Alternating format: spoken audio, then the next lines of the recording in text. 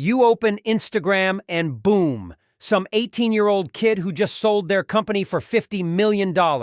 And where are you? Sitting in your underwear, eating cereal for dinner, staring at a cracked phone screen, asking yourself, what the hell have I been doing with my life? And you don't stop there. You keep scrolling. Post after post, story after story. Their highlight reel looks like the exact future you once promised yourself. Private jets, designer clothes, crowds of followers bigger than your entire hometown. And for a moment, it feels like you're drowning in it. But then it gets worse. Because curiosity turns into torture. You dive into the comments, chasing validation they don't even need. You click on the profiles of the people praising them. And what do you find? More kids, younger, richer, more successful. It feels like everywhere you turn, someone is already living the life you thought you'd have by now. And then reality hits. 2 hours vanish into this black hole of comparison. And finally, you put the phone down. You look up. And what's staring back at you? The broken fan rattling above your head. The stack of unpaid bills collecting dust.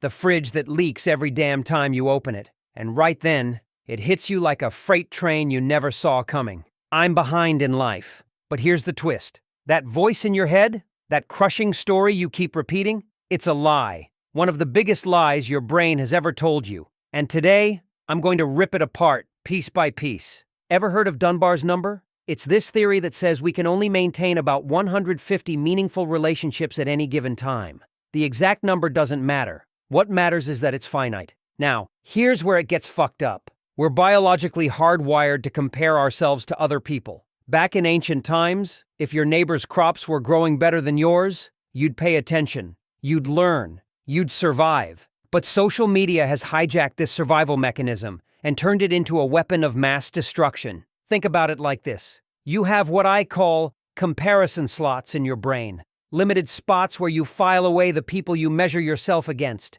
And right now, those slots are filled with the top 1% of humanity. The ultra-successful, the freakishly talented, the impossibly young millionaires. No wonder you feel behind. Your frame of reference is completely warped. Let me tell you about my cousin. She's a counselor, which means she asks really uncomfortable questions for a living. The other day she asked how I was doing. I said, I feel good, but I feel like people won't love me unless I'm successful. She said, rephrase that as an I statement. I'm thinking, what the hell does that mean? She goes, try this. I won't love me unless I'm successful. And that hit different. Because here's what most people don't realize. We chase traditional success not because we want other people's love, but because we've convinced ourselves that achievements are the only way to earn our own love. We've made success the gatekeeper to self-worth. But what if I told you there's a different way to define success? What if success wasn't about money or fame or recognition?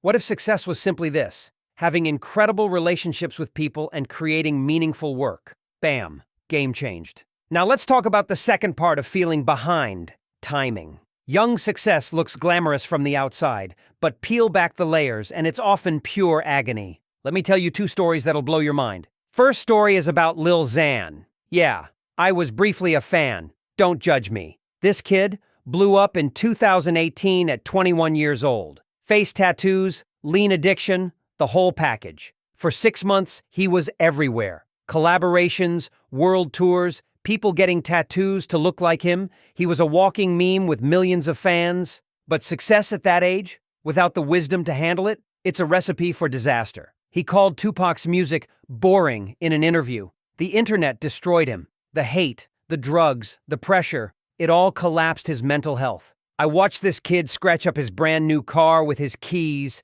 screaming about how he's a slave to his management and can't even control his own bank account. At 24, he's stuck with those face tattoos, focusing more on narcotics than music. Was he successful? Sure, by traditional metrics. But what good is money and fame if you feel like shit? What about his future? Does he have to live knowing he already peaked? Most importantly, was his work meaningful? You tell me. Now contrast that with Brené Brown. She gave a TED Talk in her 40s and blew up after that. She's now in her 50s, at the peak of her career, with incredible longevity. Why does her work resonate so deeply? Because she's relatable. She spent most of her life living like the rest of us. Normal, struggling, figuring it out. She's going to have a long career full of meaningful work precisely because she blew up later in life. Here's what I've learned. The timing of when you make it is completely irrelevant. Sure, you can catch a trend, but trends go up and down. What really matters is whether your work has meaning.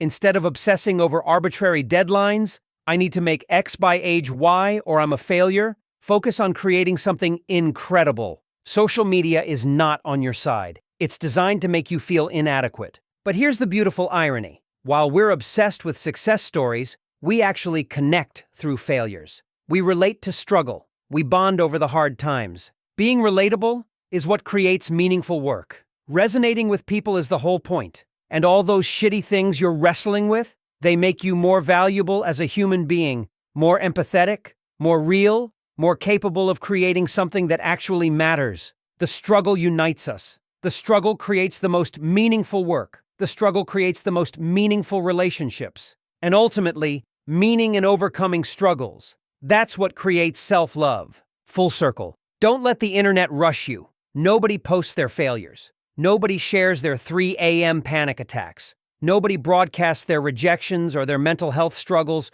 or the times they wanted to give up.